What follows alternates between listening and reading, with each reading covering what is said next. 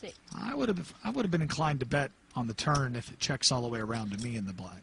Alan Cunningham gets lucky on the river, catches the 6. We'll see how this one plays out. Considering a value bet, but it'd be an awful thin one. What could he get called by? Well, that's what I was going to ask you. If he bets the 6, can he get? I mean, I guess he can get called by a 5 or a deuce. Yeah, pretty thin, pretty thin. But actually, action on Cyril Mooley first. Yeah, Cyril Mooley here. Maybe looks to steal the pot. Now this is interesting because it might actually get through. 9. And he bets 9,000 into a $6,900 pot. Pass. And Wow. Alan Cunningham forced to fold, but one of the reasons Cunningham forced to fold is Patrick is still yet to act behind. Now this is interesting. I think Patrick puts Mooley on nothing. But can you call with just queen high, or is he forced to actually raise? Very interesting spot. Yeah, I'd be surprised if we see just a flat call. It's got to be a raise or a fold here. I don't think he can flat call. If he does, wow, what a great call. I mean, the way Mooley has played this, it smells like a bluff. It looks like a bluff. We can see it's a bluff, but I think Patrick Antonius knows it's a bluff. Well, it's just a matter of, does he call or does he raise? It's either an error, just a flat bluff, or he could have hit a pair on the river here. Or maybe value betting a jack that he flopped to begin with. Wow. And Antonius makes the call. He makes the call with queen high. Unbelievable. That's a great call by Patrick Antonius. You know, I got to tell you, we've been doing this series for 4 years. This is the 4th season of the $1 Million Cash Game, and never before have I seen somebody make a call with queen high and it be good. Unbelievable. To continue his aggressive play, he raises to 3,600. Negreanu also with hearts, jack 7. 36, yeah? Yeah. Yes, sir. And he calls. 6. Flop is king, jack, deuce. A pair of jacks for Negreanu. And no hearts for either player. Check, check on the flop. Turns an 8 of hearts. Daniel still got way the best hand. In fact, Greg Raymer cannot win. Negreanu checks and Raymer bets 5,000. Daniel quickly calls. Greg's been bluffing a lot. Deuce of clubs on the river. Daniel checks. And Greg Raymer moves all in. Immediately. This is the biggest bluff he's made in this match, in this tournament so far. This is a major bluff. He's got 10 high. Daniel's got jacks. Second pair. Pair of deuces out there. Remember, Greg Raymer raised before the flop. He bet on 4th Street, just like he had ace-king or king-queen, and now he's gone all in on the river. Greg's trying not to show anything.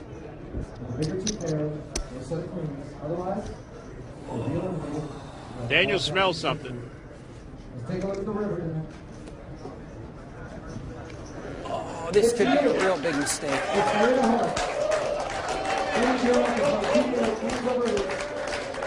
Greg didn't like to hear that. Daniel's indicated he's going to call. I got to go with my gut. Got to go with my gut. This could be really stupid. I call. Wow. You call, you win, buddy. How do you call that? Very much. Really good final table, actually. I'm really enjoying it. Okay, 5-9 there for Jason Mercier. Oh, suddenly, wow! Now he's suddenly. Now this is not something we've seen before, is it? No. Well, four-handed. You see, he's going to start. He's going to start opening up now that the four-handed. The right thing to do. Good for him. He's set up a table image. Yeah. He's going to capitalise on it. 80,000. I can't see him getting called unless. Anthony pass, small blind pass. Eric calls. Eric's making a mistake here, I think. Yeah. He really is. He's calling just to try to outplay him. Check. So if you've got aces or, you know... Two players, Eric check in the Let's dark. see what happens here. Oh, I hate that. He's checked in the dark again. Flop counts. Yeah. 5, check, 6. Jason checks. Jason Here's checks the as third. well. It's an 8. What's Koska's going to do now? 220. 220,000. Betting 220,000 into a pot of 187,000. 220,000. Did he say call? Oh, well, he's picked up a Jason middle pin. call. He's picked up a middle pin 220,000. straight with his pair of 5s. So he needs a 7 or a 9. Well, he actually, as it is. He doesn't actually need he's anything, winning. but if he thinks he's behind, that's what he thinks he needs. Exactly, yeah. That's what I'm thinking in my head too. Board is 5, check, 6, 8. Koskas didn't like that call. 8. Okay. I'm all in. Eric, all Wow. Very great strong play there. If Mercier can pick this up, this will be an incredible call. If he can. How much has he got to call here? 700,000. And his stack is 2,244,000. So he'll still be left 1.3 million if he calls and gets it wrong. Has he got a jack in his hand? Has he got an 8? Think it through. He's thinking it through. Checking out his body language. He's looking at Eric. From what we've seen, of his eye. From what we've seen of Jason, do we think he can make this call? I've no idea.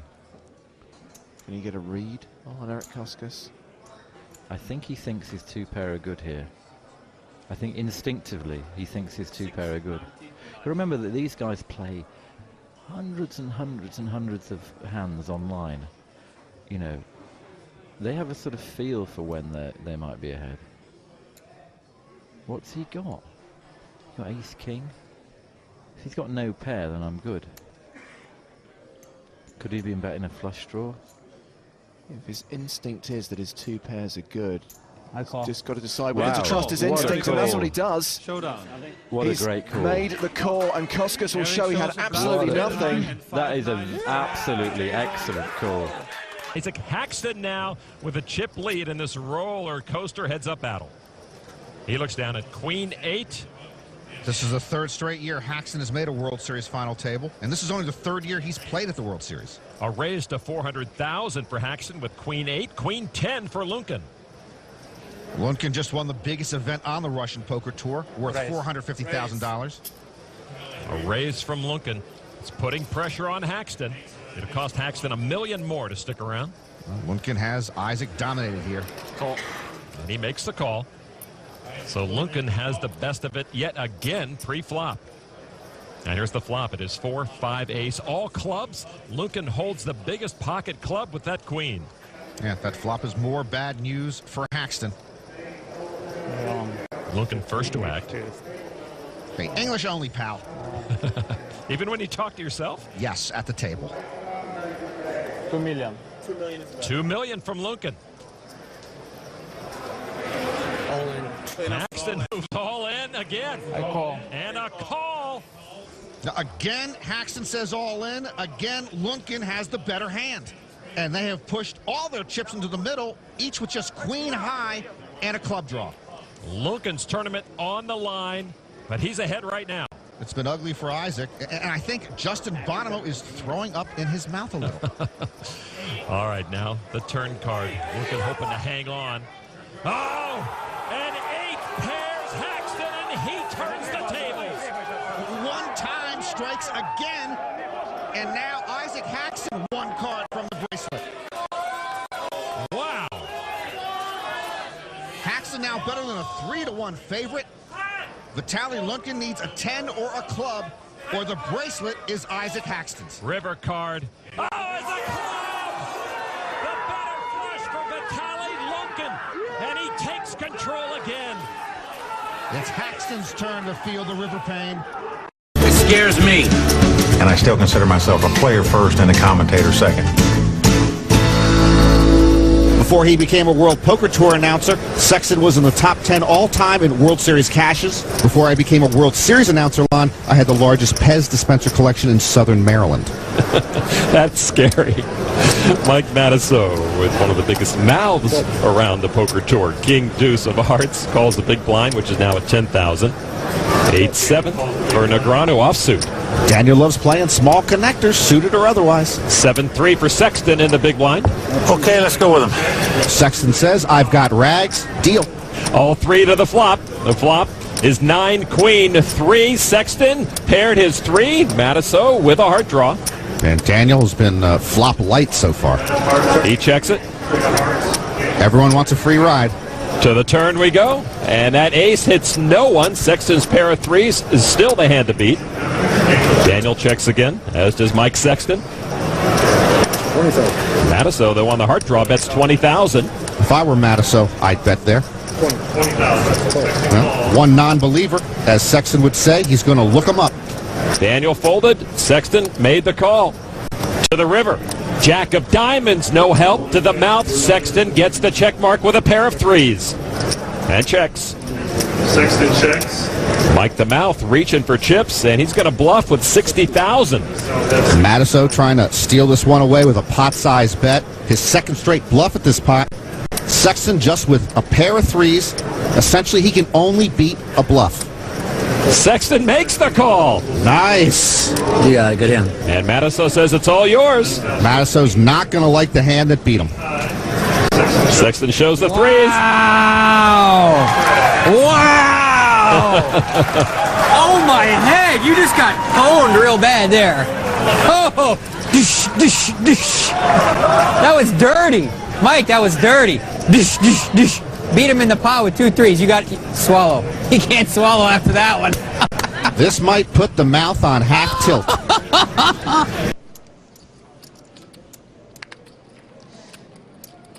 Il a valet et 8 de cœur. Il joue au poker depuis peu de temps, hein, depuis 2 ans et demi seulement. C'est très impressionnant. Il a déjà fait une table finale en WPT l'année dernière. Caribbean Adventure. C'est aussi pour ça que le poker est si populaire, c'est que les gens commencent, se passionnent, font des progrès et très vite ils peuvent obtenir des résultats. S'ils sont sérieux, s'ils ont le sens des cartes aussi évidemment. Hein. Ça ne peut pas arriver à n'importe qui. Cory, As-5, dépareillé. Mais qui relance à 340 000. C'est audacieux. C'est très audacieux. Il peut faire croire qu'il a... L'autre va jeter, forcément. Oui, Est-ce que vous êtes sûr qu'il va jeter, certainement? Sauf si Cory est vraiment short stack. Dans ce cas-là, Jonathan peut tenter le coup. Mais pourquoi aller prendre des risques avec valet 8 quand on est sur-relancé? Sur-relancé, c'est-à-dire qu'il y a une grosse main derrière. Ah voilà, ça c'est une autre option. C'est une autre option. Il n'a pas cru. Il n'a pas cru à l'As-3 ou à As-Dame.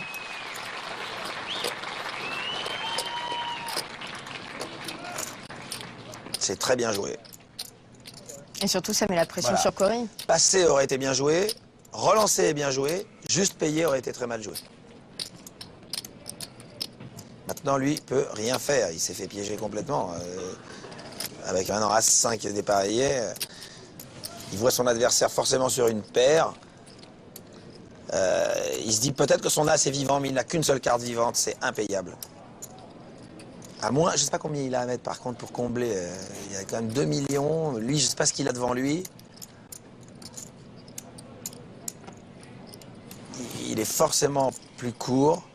Mais est-ce qu'il est short stack? C'est la question. S'il est vraiment short stack, avec l'As, il va payer. Alors, il n'est pas vraiment short stack. Mais il ne le croit pas. Et il pense que son As est vivant. Alors, s'il pense que son As est vivant, il peut payer.